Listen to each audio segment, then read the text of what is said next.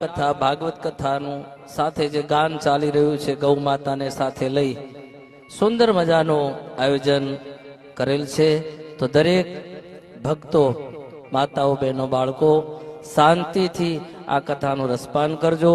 આ એક એવું જ ગણો કે ત્રિવેણી સંગમ છે। કદાચ તમારે અહીંથી પ્રયાગ જવું હોય ને તો ગાડીની વ્યવસ્થા કરવી પડે, પૈસાની વ્યવસ્થા કરવી પડે। અહીંયા ભીડ હોય તો પણ તમે જળવાઈ ન શકો, અને કદાચ તરતો ના આવડતું હોય ને તો પાણીમાં ડૂબી જવાય।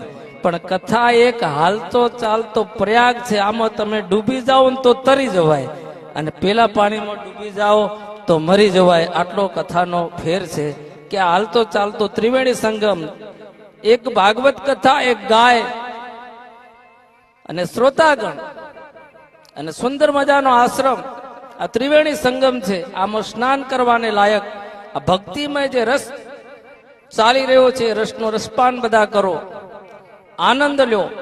અને બાપુનો ખૂબ ભાવ છે, વસંતપરી બાપુનો, ખૂબ બધા શાંતિથી ગાયોમાં દાન આપો। આપેલું કોઈ દિવસ અફળ જતું